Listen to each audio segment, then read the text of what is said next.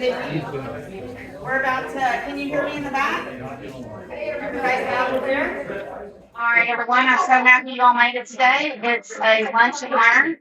And my name is Tracy Boulware, and I'm I don't know, sixth, seventh, eighth generation Texan. My great whatever number grandfather was one of the original land grant recipients, and my dad's buried next to him. So it's pretty cool. We've been here since the 1700s, ranching all of my life. And then I went on to A&M, got a few degrees. The last one was master's in rangeland ecology, focusing on watershed management. And I've been coming to these meetings recently and enjoyed it for the Water Conservation District. And I felt the need to do a lunch and learn. And I wanted to teach what I taught at A&M when I was a teacher assistant about watershed management, what we focused on. And the main goal is water solutions. For the past, since college, I have been in the environmental industry.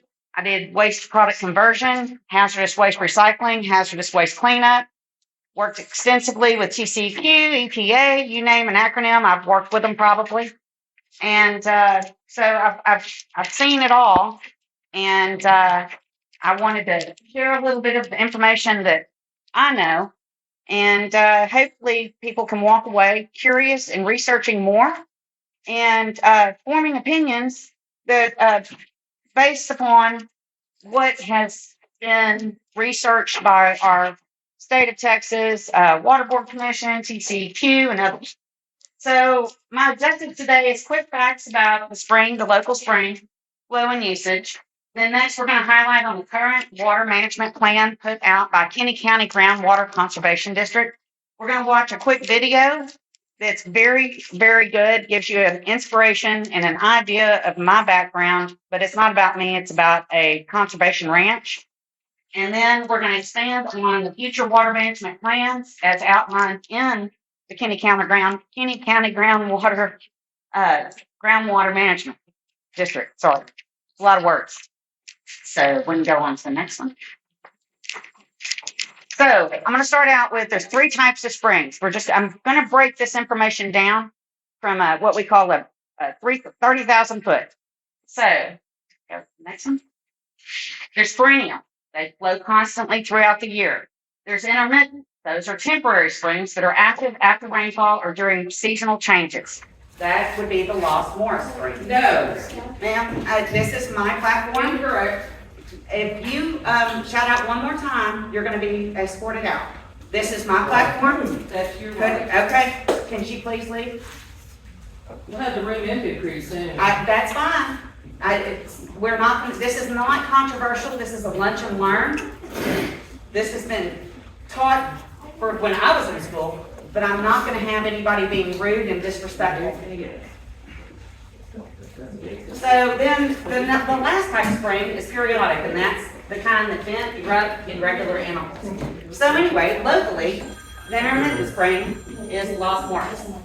And so what that means is it flows based on weather patterns. So we can go to the next.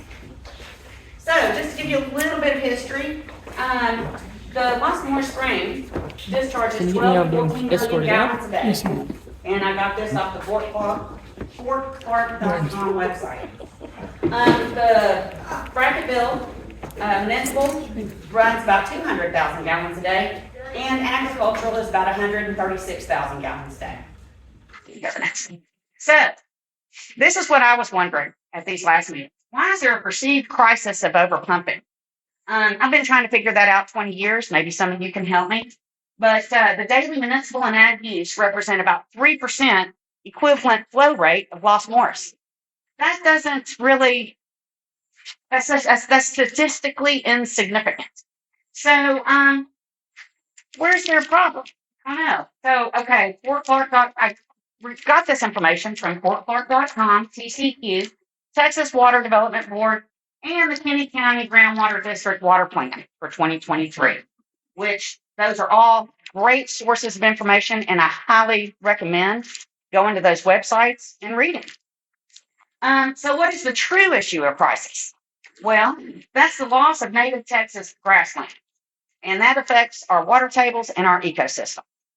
So brush has been a problem for well over 100 years. And you can read, and I've got these QR codes for the websites that I found this information. This one's talltimbers.org. And it talks about the great cattle boom in the late 1890s, early 1900s. And by the early 1920s, South Texas was almost 85% brush because of severe overgrazing and cattle boom. So what I want you to do is visualize all these brush, all these trees that you see on all this acreage in Kenny County. And imagine every single one of these trees as a human, because they consume the same amount as a human does every day, about 30 gallons. So let's do some math real fast. At a density of over about 500 trees per acre, and that's really actually low. It's really typically around 1 to 3,000 trees per acre, but I made it simple because my calculator wouldn't go to that billion. So anyway, 500 trees per acre. These woody invaders are competing with you for your water. At 870,000 acres in Kenny County, that's 435 million trees consuming 30 gallons a day. That is what's going on. That is the true crisis of this community. But I wanted to also point out what's wonderful about this spring. Now, it's been invaded. This county's been invaded by these woody species for 100 years, and yet this spring still flows 12 to 14 million gallons a day annually on average. Does it stop sometimes? Yes. Will it stop sometimes in the future? Yes. It's done that since man has documented this.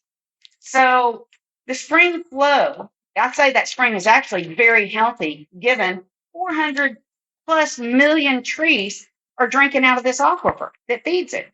So it's still going. May I ask specifically, like, which trees is it, like the invasive, like the Mesquite and cedar predominantly. cedar? Oh God, yeah. It was brought over as an ornamental by the European settlers, and they wanted to, and it went nuts. Kind of like the McCartney rosebush, which that's a big problem we have in East Texas. You've got bamboo. Everybody's familiar with that one. China berry. All of them are invasive species. They weren't intentionally here.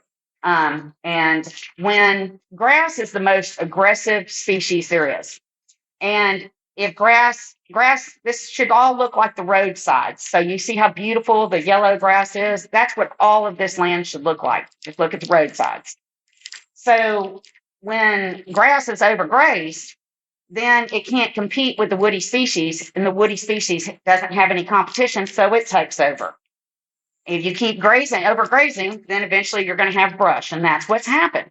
These things weren't learned. It took about 100 years, or probably about 60 years, for farmers and ranchers to figure out, oh, maybe I need to not put so many cattle on the land. But it was a learning curve. So, but we still have this brush problem.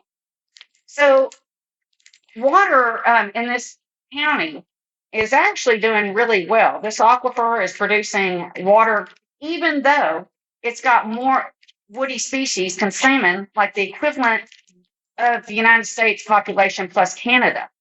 So I'd say it's performing pretty good considering the brush invasion. So now what I want to do is y'all to watch, it's about an 8-minute video, and it's about a ranch over in Johnson City that he implemented brush management, and it was so successful. He now has a conservation site on his site, and the video will explain it way better. So, can you give it go?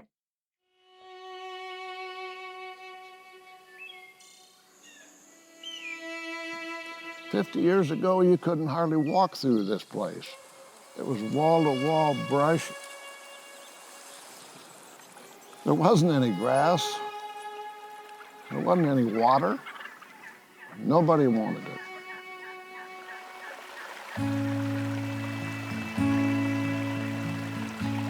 On the truck. On the truck.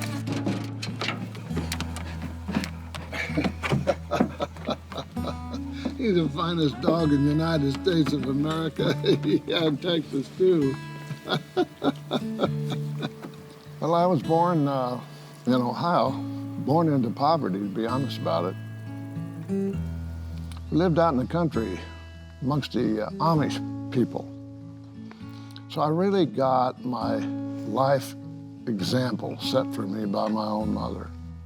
That's where my love of the natural world came from. I've never inherited a nickel, but I inherited a love of the natural world and a respect for it.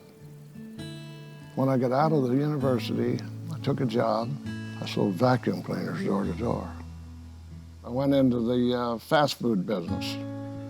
I've teamed up with a young man, Bill Church, and it was Church's Fried Chicken. And we built that company up to over 1,600 stores, and we sold it. And with that capital, I was able to come here and begin my work on Sela, Bamberger Ranch Preserve. My objective was to take the worst piece of land I could possibly find in the hill country of Texas and begin a process of restoration that would change it back to be one of the best, and that has happened right here. By habitat restoration, by working with Mother Nature instead of against her, and that's what we're all about. 46 years ago, not a drop of water. 7 water wells were drilled, 500 foot deep. Not a one produced any water. The top 125 foot of these hills looks like this. It's Edwards limestone. When the driller drilled all those wells for me, he said, Bamberger, there's one place up here on the top, my bit dropped 40 foot. He said, you got a cavern under there. It's like an auditorium. The only thing about it was, 46 years ago, it had no water in it. It was dry.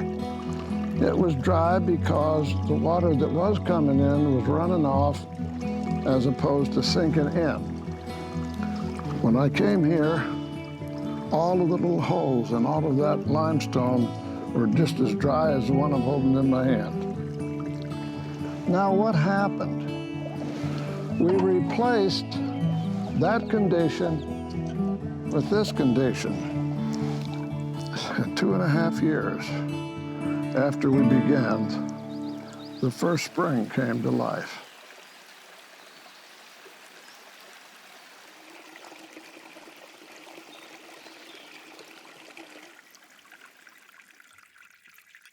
As we continued on, another spring showed up. We got up to where we had 11. Where did water come from? It came out of all of that holes in that perched aquifer like that. That's where it come from. It was stored in the earth, and all because of one thing, just one.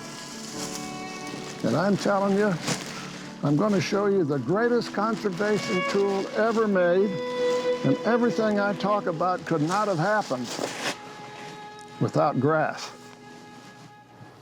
The hill country is just covered with woody species. Primarily, it's cedar.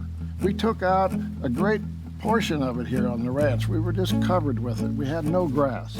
When we took out the cedar and spread native grass seeds and it began to grow, rainfall then percolated into the earth because of the root system of grass going down. Water percolates in, it fills up your aquifer until the aquifer is full, and when it's full, it has to come out somewhere, and they call that a spring. That spring supplied water for all the nature's critters, plus for all the families that live here, and it even sends water downstream to the city of Boston.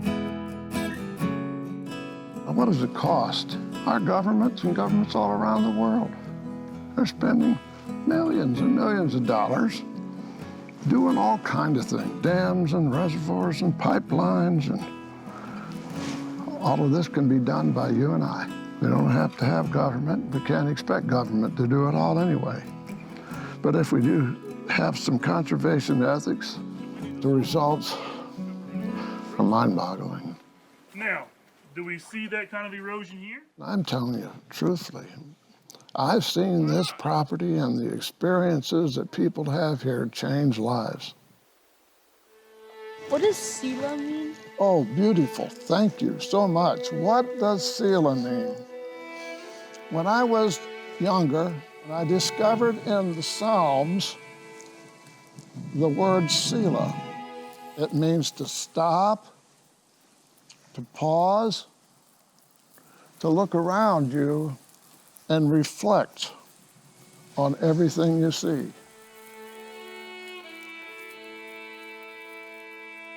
To me, it's like Thoreau was to Walden Pond. Gives us a chance to say, what's my duty as a steward of this ranch land? And I believe it's to take care of it and to share it. And if you don't share what you have, you're going to live a lonely life. That is a necessary ingredient for every human being, that we need to catch up and live amongst Mother Nature and learn to appreciate her for what she really is. I've given this land to a foundation. It'll go on in perpetuity. It'll never be any different than you see it today.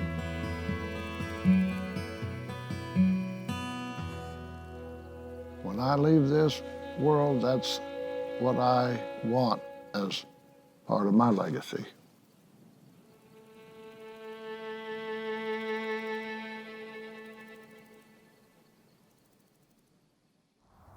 I call David Bamberger a cathedral builder because he has dedicated his life to a project which will extend well beyond his lifetime, and that is the protection, the care, and the stewardship of one of Texas' most precious places.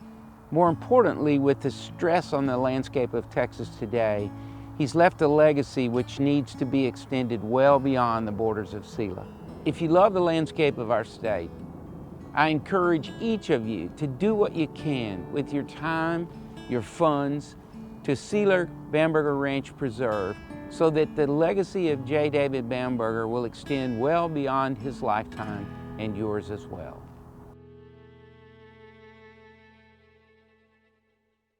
All right.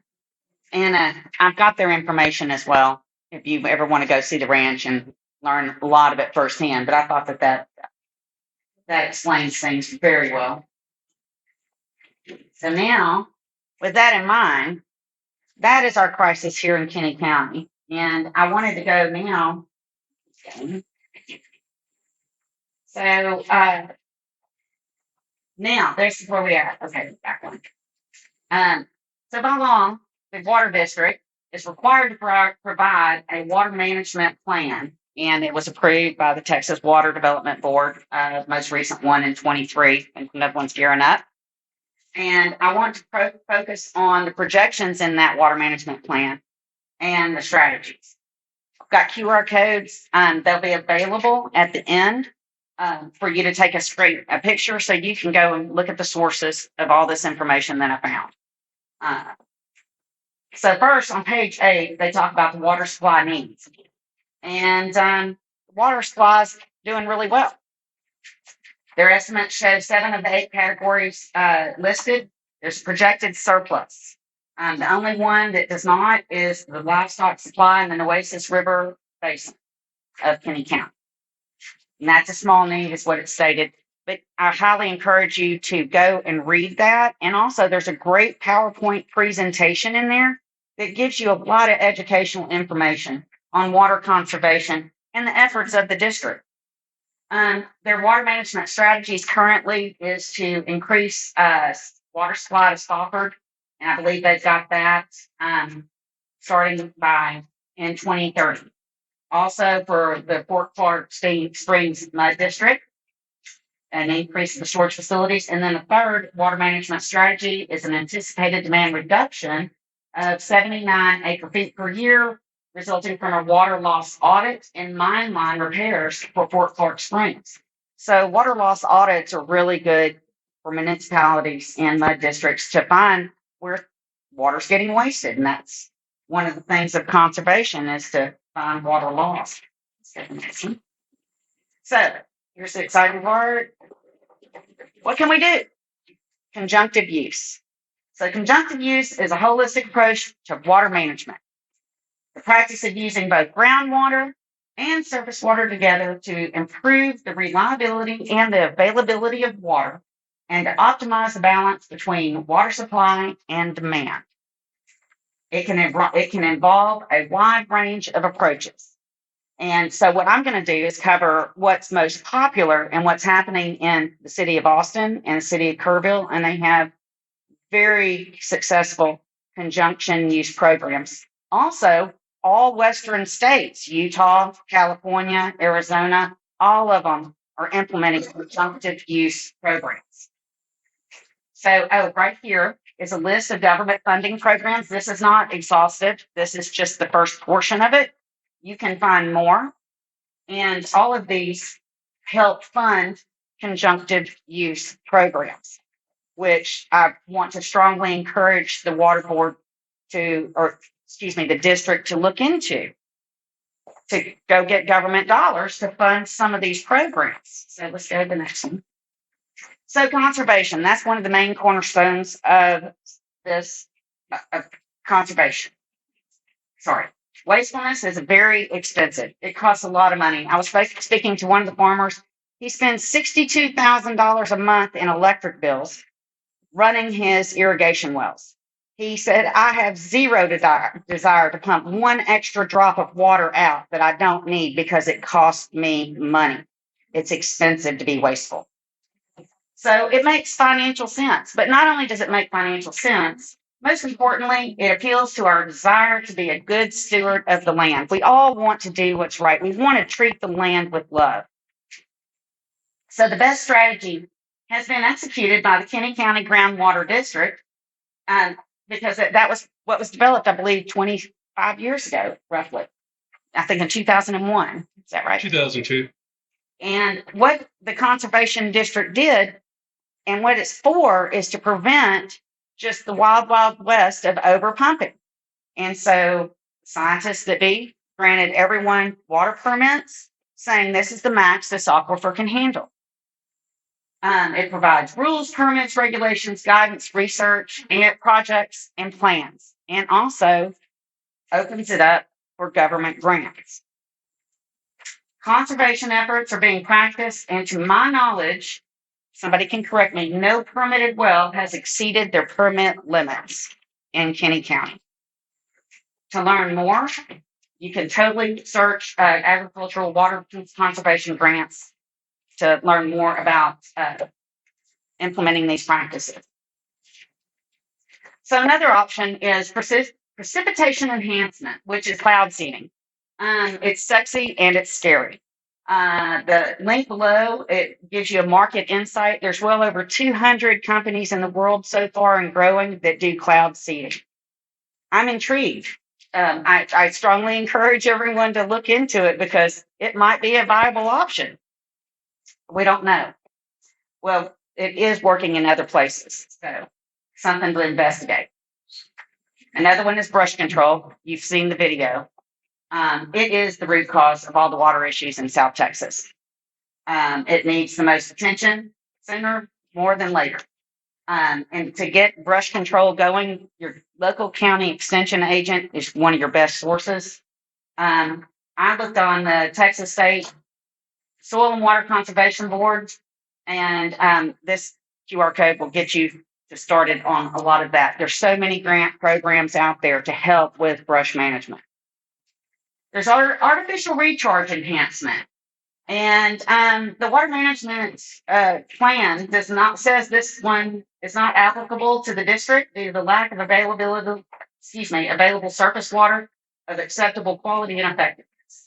I don't know. In my opinion, that it's an exciting strategy, and it offers for water recycling and storage opportunities. So I think it might be worth looking at and doing a financial feasibility analysis on it and seeing if it's money better spent. It could be another tool in our arsenal of conservation and water availability. Rainwater harvesting. This is definitely part of this conjunctive use. And through like surface impoundments and modern cistern technology, also management of storm water.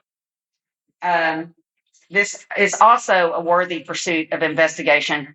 Don't know exactly how expensive it'll be, so it needs to be looked into. Here's some, this is a company that does this on an industrial level. And then over here, this is just some information about it. So, and this is the end of my talk. These are the QR codes that are associated with each one of the sites where I drew my information. And I would love for you to read all of them. It's pretty fascinating.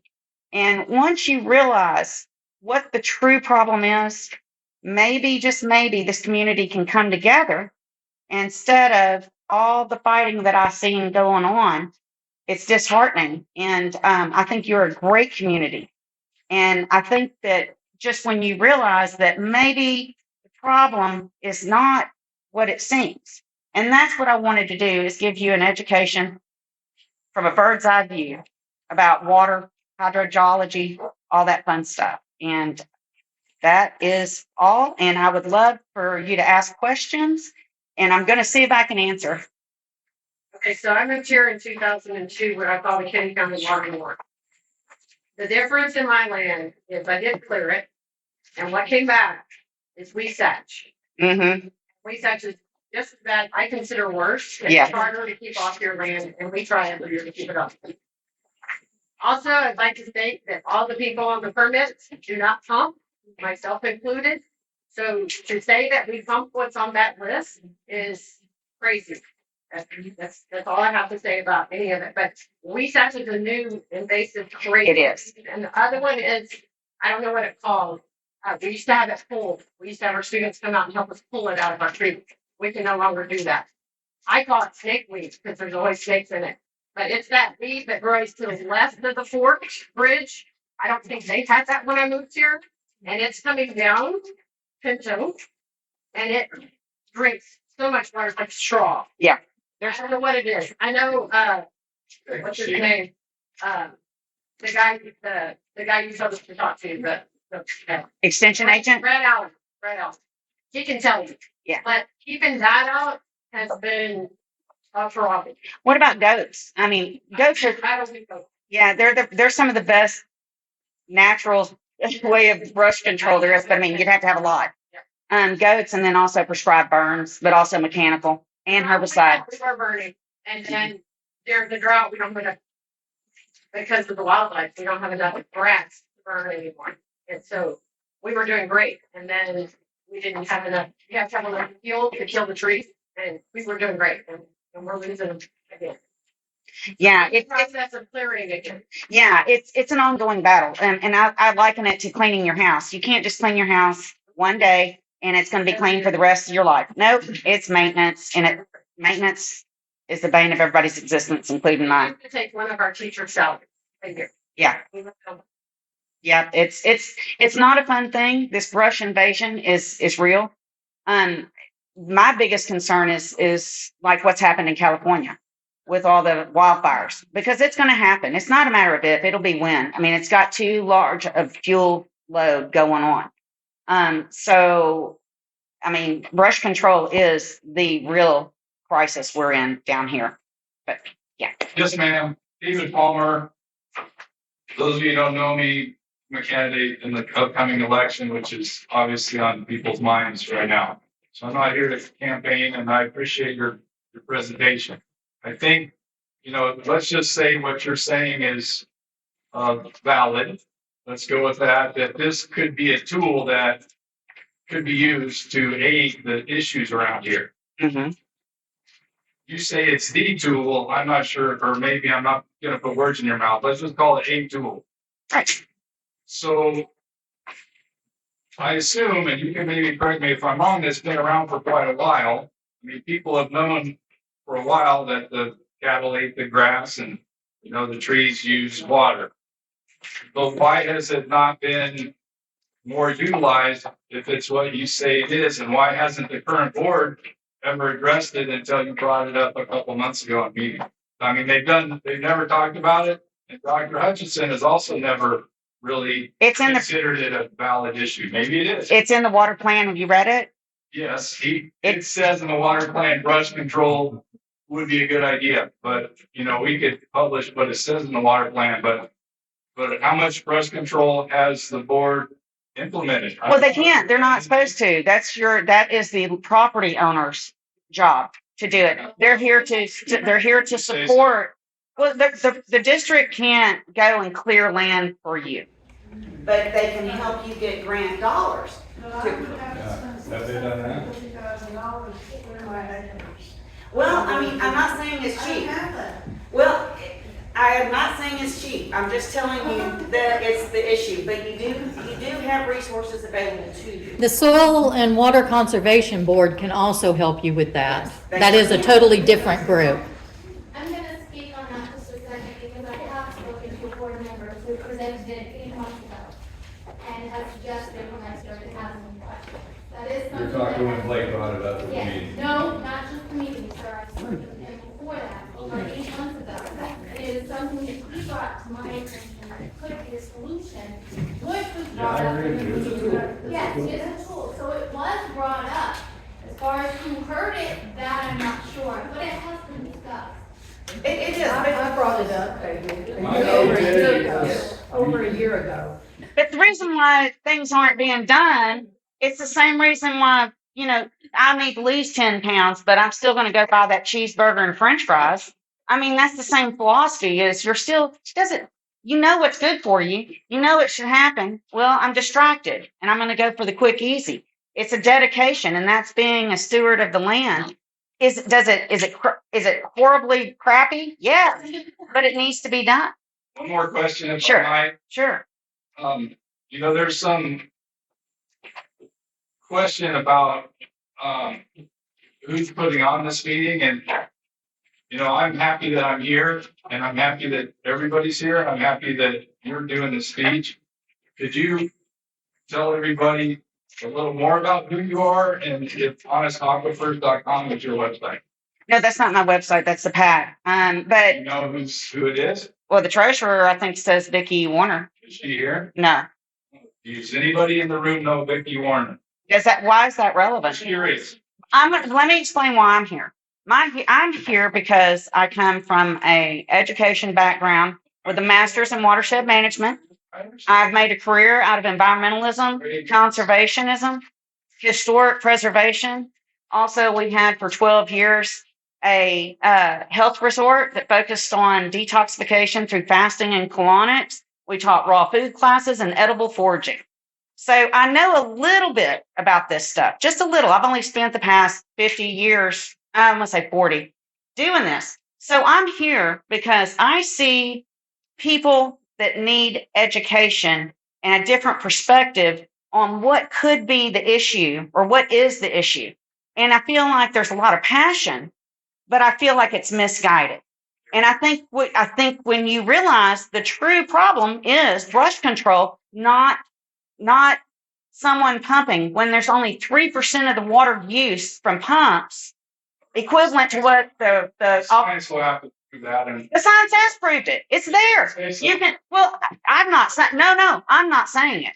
The state of Texas is saying it. The universities that study it, yeah, and I trust them as sources. take about 5 minutes and mix articles about Of course. cedar that say yes, that it does take up more water from some infiltration, but it also is not bad for the soil.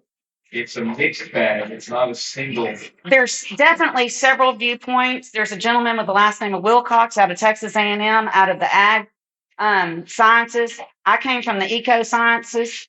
So those departments are always at war, and I call it writing wars, and all their papers conflict with each other, but that's okay. They have a different perspective. His perspective is really prescribed burning. And so it needs to happen for sure. But my whole point is you've got to look at it from all these different angles. There is not one right now. There's not a water issue in Kenny County. There is conservation efforts in place. That is what the groundwater district is doing and promoting and monitoring.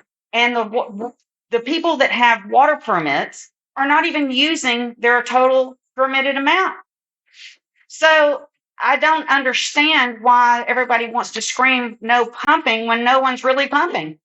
So That's, Clarify that, just to make facts straight, nobody. hold on, don't claim it's a fact. It's an opinion. Like you said, no pumping. I'm not sure if anybody in here has heard no pumping. That's, ask Miss Eckenrod, has anybody said no pumping? I'm not gonna get in your argument. I'm not getting in your Ask argument. Mr. Robinson. has I'm gonna anybody say said no 3%. You can ask me. Has I have anybody not said no pumped pumping? Can I finish? Sure. I have not pumped one of my wells since 2019.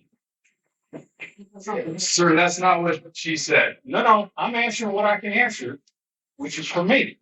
I'm not answering for anyone else or any other permittee in this county. Okay. But this is the whole point of today's Lunch and Learn is for you to learn what I taught at A&M and also what I've experienced in my life as part of what I've done for a living. And so I bring some experience to the table and I'd like to share it with you.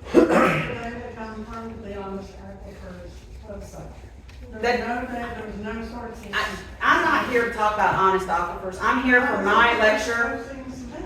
They're the political group. I don't know.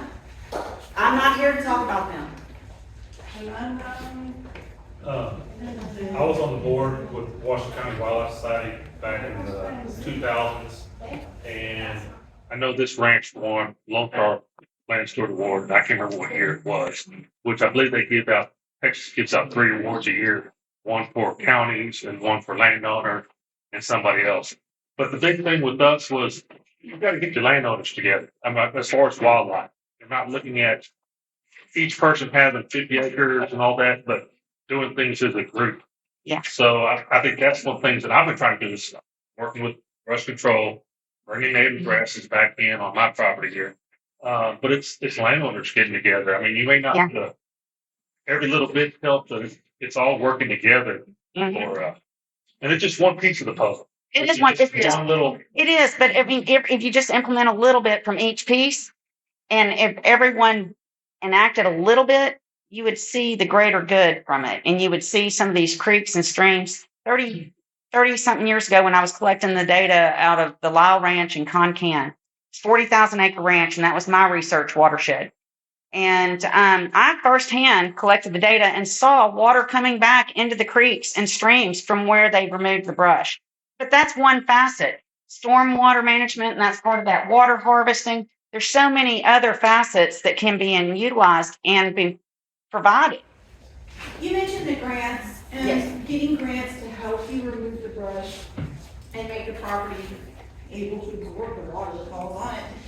Do you have information where we can look into that, or is Yes. that something we have to the board? Yes, NRCS. Oh, okay. Right there on 693.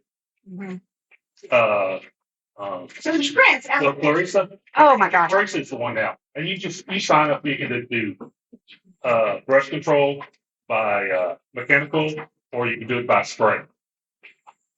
And so, and these QR codes are to the links of where I found all this information. They do list the grant programs. Some of them, there's so many.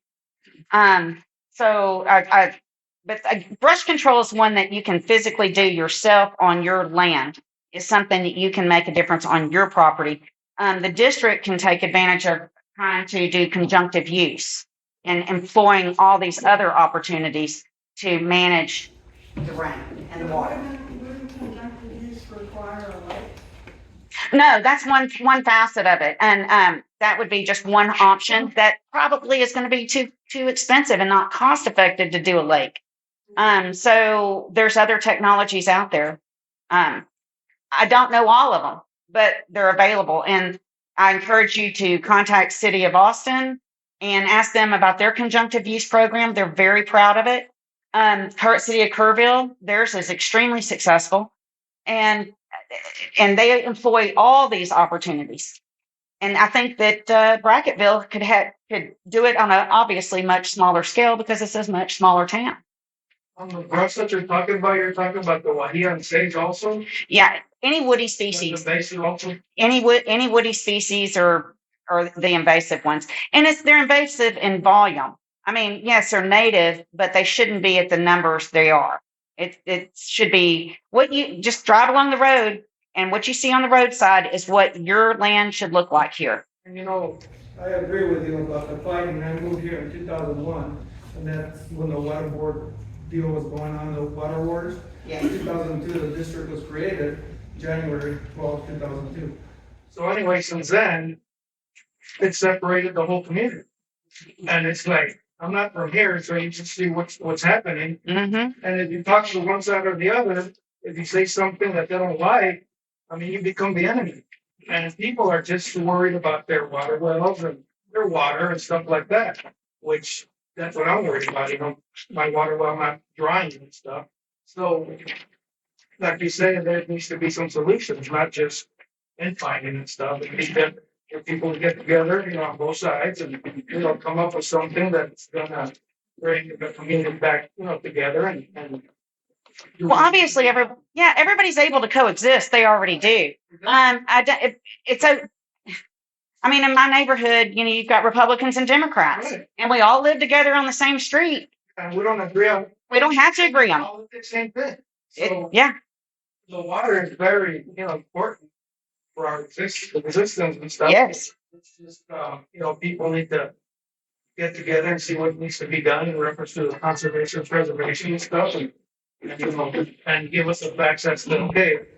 Has the science been upgraded or updated in reference to, they had a dye test a long time ago, so is the science, updated?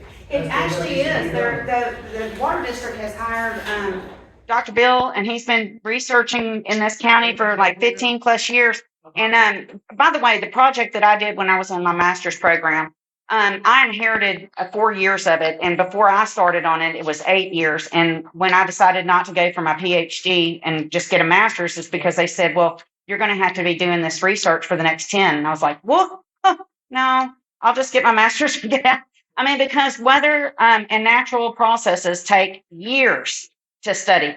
A 20-year study is considered small. Right. And so you're not going to it's not instant gratification. But his data is good. And what's even more exciting that I've learned when I was researching a lot of this, just getting ready for this talk, is this what they call deep aquifers. And that comes up underneath this county, some of it. That's one thing I was going to ask you about. How do you classify these creeks in reference to intermediate or always? I don't.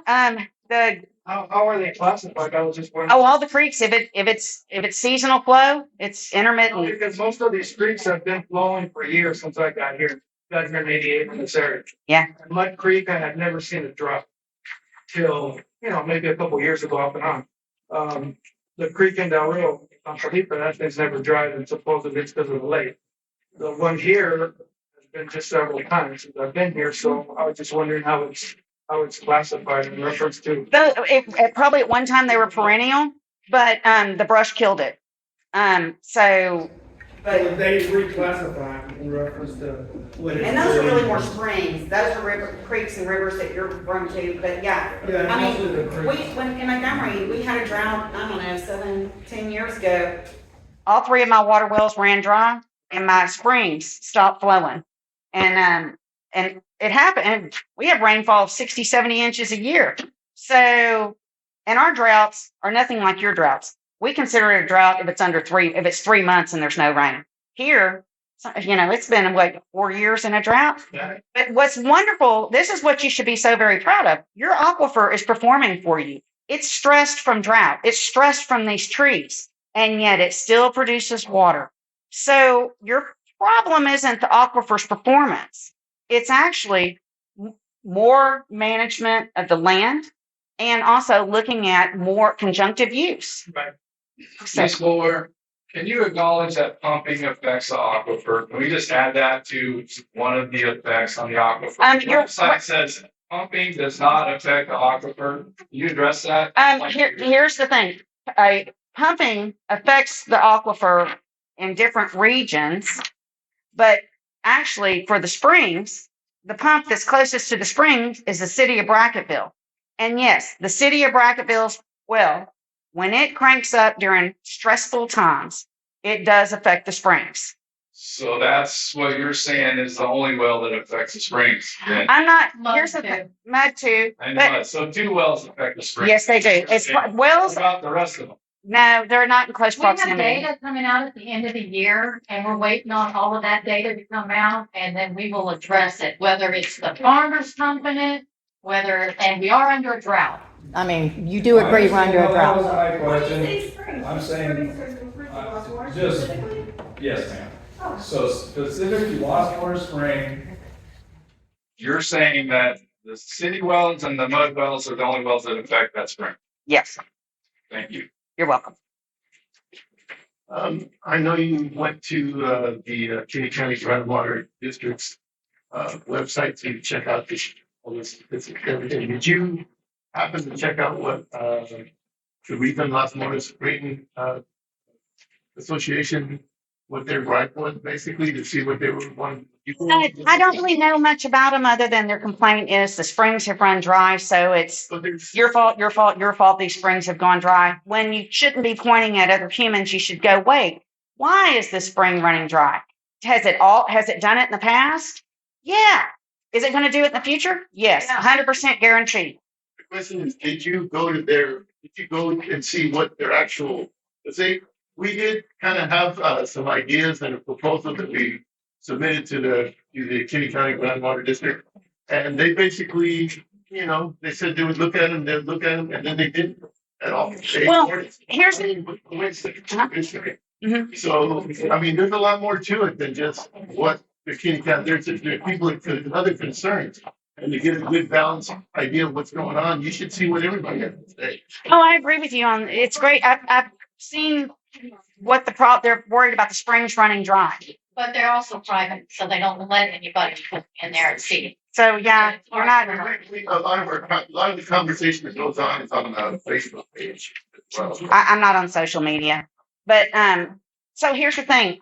I'm not opposed to their perspective or anything like that. I'm just saying that the spring is an intermittent spring, and it starts and stops, and Mother Nature is what affects it the most. So during your research time, so if we look at our recharge zone, part of that is not in the bounds of the King County Groundwater Conservation District.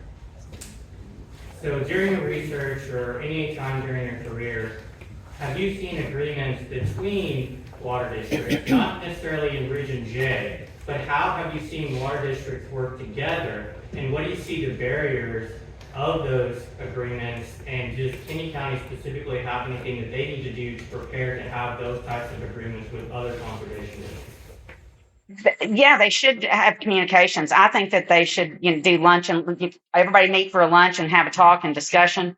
How do you handle this? How do you handle this? A lot of these water districts, Uvalde County has a fantastic one. They are managing, they're representing all their citizens.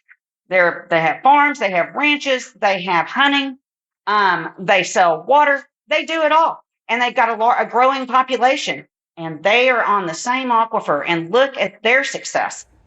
So I'm asking specifically about types of agreements, because most of the candidates are in the room, so I'd like everyone to hear if there are types of agreements, what do they look like, and maybe that's not something we want to get to, but what do those agreements look like? Do they exist, and how do we look at them? That's a little out of my league. I'm more on the science part of it a little bit, and so who would actually know is Wes Robinson. He's a wealth of knowledge when it comes to these organizations. Yes. My name is Richard Gonzalez, and I appreciate your expertise here and really informative talk here. And I'm also running for the water board. But just to give you a little bit of background who I am, is I'm chairman of the Tachibana, Texas. We're more appropriately called Quacacanende, means people in tall grass, just as you described. And I've been up towards where the ranches that you spoke about. There's about 10 more inches of water, average water fall here. So no matter where you go around, it's going to be changing. However, we proposed here and to the board, because this statement of there's nobody that's using more water than they're allotted is correct. But this county doesn't have a drought plan. None. And so to say that they're using, they're not overusing is a misstatement because there is no plan to reduce that. It's in the water consumption. plan. It's in the water. I can tell you the section and the page. So they can use as much water as they can up to their limit, right? But how about? But they aren't. But how about when there's a drought year?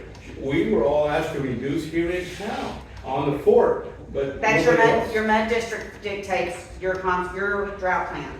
Your mud district does that. That's not under the county, the groundwater district.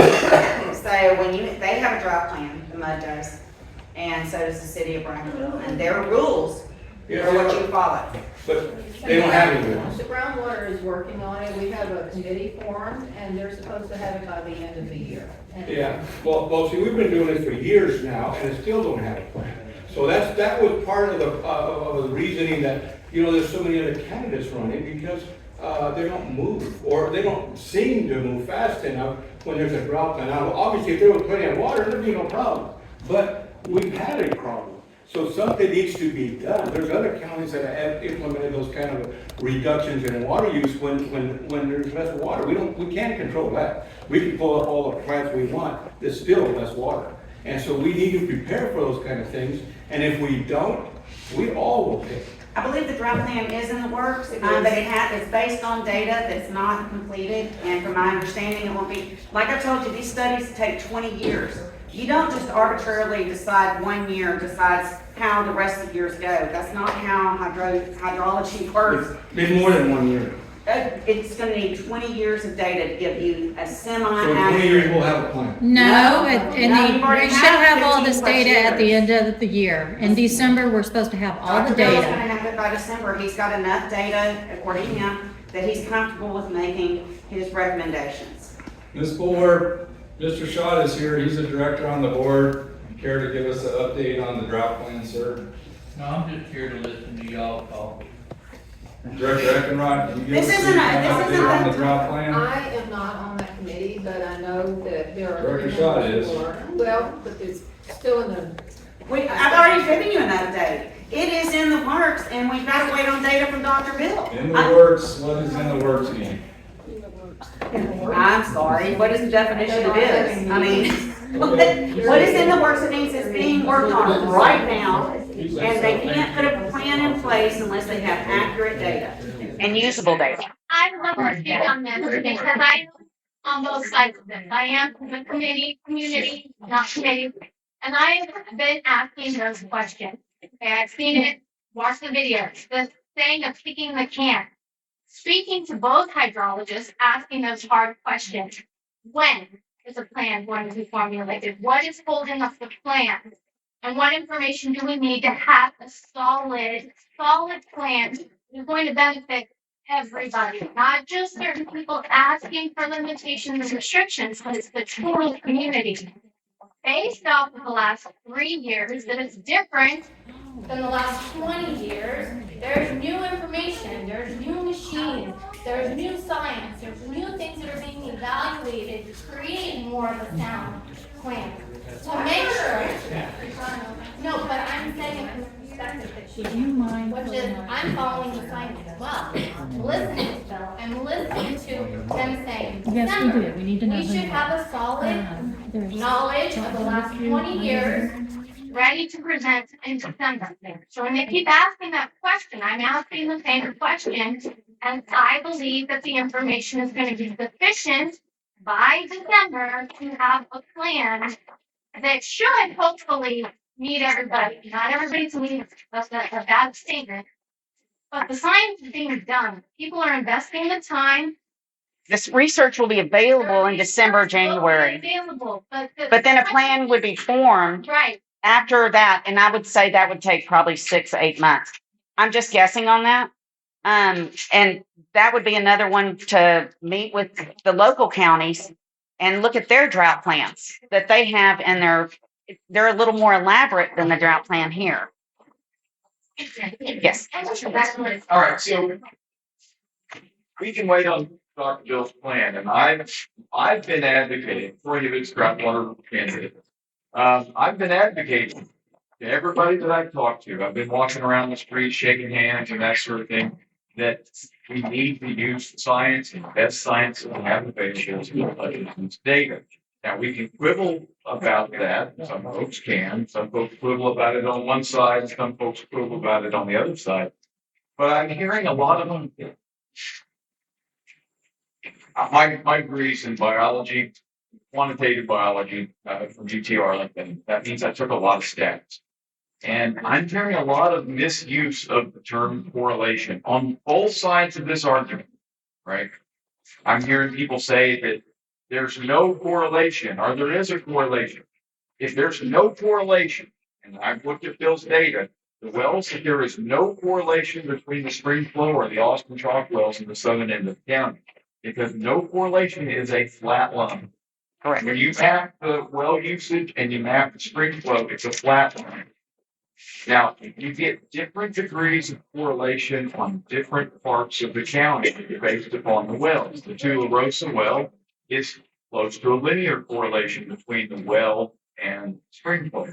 Obviously, these two wells that are right here in town are a stronger linear correlation because they're right next to the well and they're measuring to a large degree a lot of the same thing.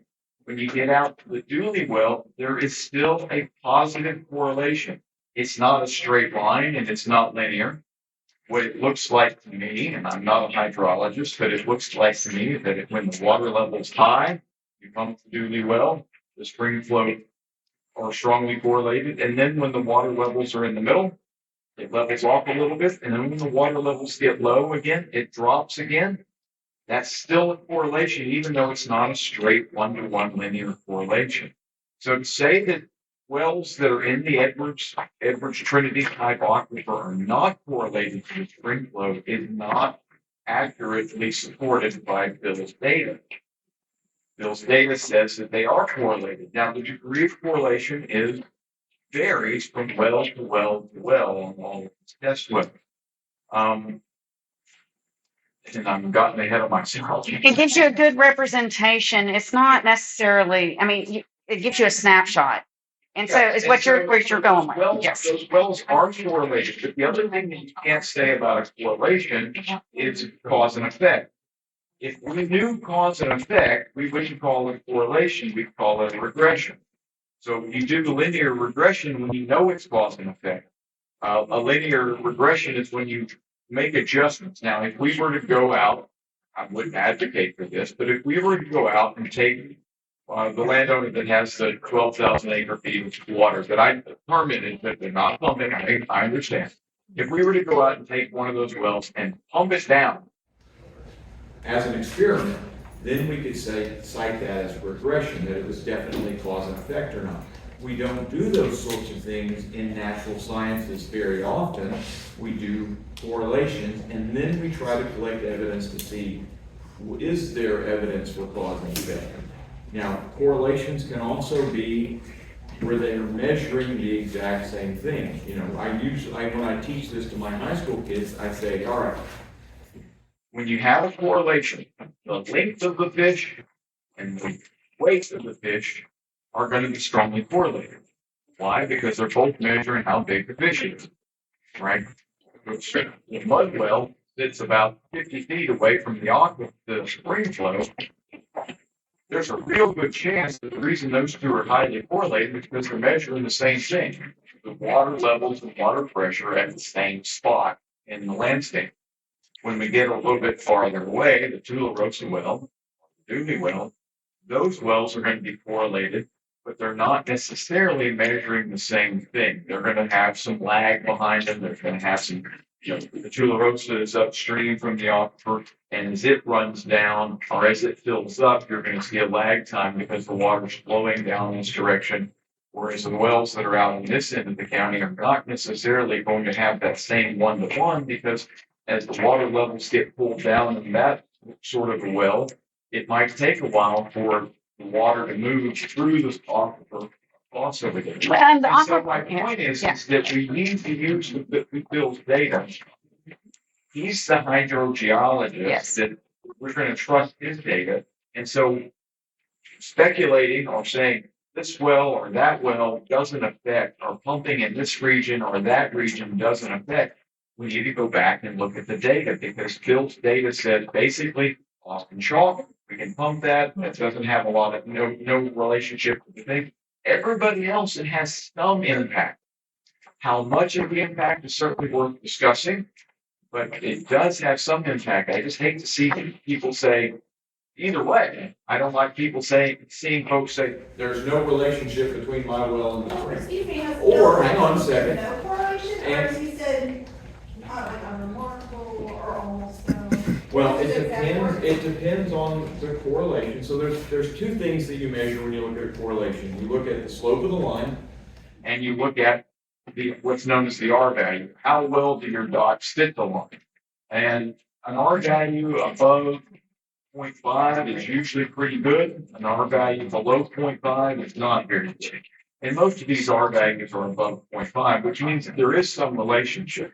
And so when you look at these things in terms of the relationship between them, you have to look at them both on the slope of the line and the R values of the wells. And I know I'm kind of getting into the Well, I weeds. was wondering what his actual wording was. Did he say no correlation? Or the only ones that Bill has said no correlation for was the ones in the south end of the county. The dude, well, he said, somebody said there's no correlation, and he said, no, that's a correlation. He flipped back. You can go back and watch Adam's videos. He flipped right back. This is a correlation. And then he flipped over to an Austin chalk well, and he said, this is no correlation. And so the degree at which those different wells are correlated, is present. I mean, in any of these Edwards wells, there is a relationship. To say that there's not one is not supported by those data. Now, on the other hand, I also don't like to see people look at those correlations and say, this is definitely a cause and effect. Who's claiming no correlation? I've seen it posted on Facebook, folks. Mr. Hibbets. Yes. I know that the Browns both commented on social media that y'all had hired a hydrologist yourselves. Have you gotten any data from that? I don't know that anyone has. I'm not speaking for the Browns because I'm not them. Yeah, I'm just curious. If I you have any not. data. I have not personally hired anyone. Okay. As far as I know, that there are some interest from the bigger research centers in the state to look into wells and look into hydrogeology in this area. I don't know. I think that's a general, they want to look at it across Texas, especially in West Texas areas. Yeah, there's been some discussion from outside the county. I know, I'm aware of that, but I did not. Okay. I'm not pulling it Well, I out just of my. didn't know if y'all had I'm not any of the pulling it out of data. my teacher paycheck to pay to fund any research. If there's any funding for research going to happen, it's going to have to be somebody who's going to put together one of these grants. Okay. I mean, grant supported stuff, I honestly think that as a scientist, I've got Bill's data, that's what I'm working with right now. But I do think that having a second set of eyes on the problem is always better. I mean, you go to the doctor, you get an opinion, you go get a second opinion. Right, I agree. I have a son that has a PhD and he's fighting the same battle up in London. So It's I mean, okay to have that's for different. That's where I'm coming from. And the other question that I would have, in terms of things like, what you mentioned early on, that folks that are pumping water or using water for agriculture don't want to spend any more than they have to for electricity than they have to. Do you have recommendations on how we can help them to be better,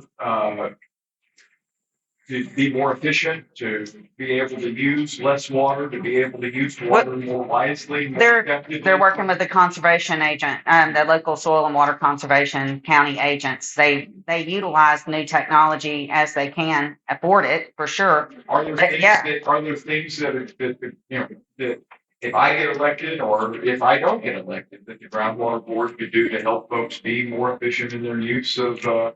They could read the website. That's why everybody's put in irrigation pivot. Yeah. Yeah. But they can read their website. I understand are more effective than just diverting a canal, running over. Way a more. canal. A lot more. A lot more. I want to expand on your correlation, and I like that, and I think that's fantastic. You brought that up, and they just sent me a graph from Jim, that he shows the lack of correlation between the Dooley well and the springs. I'm looking at the graph now. Well, it's still positive slope, it's still correlation. No, I'm looking at the graph. The water graph for the Dooley well is going straight up, but the springs are going down on this graph on the correlation. So anyway, it's a good point. Let me see what your graph is, because I'm just curious as to which I one. think it's on the website too. This is right there.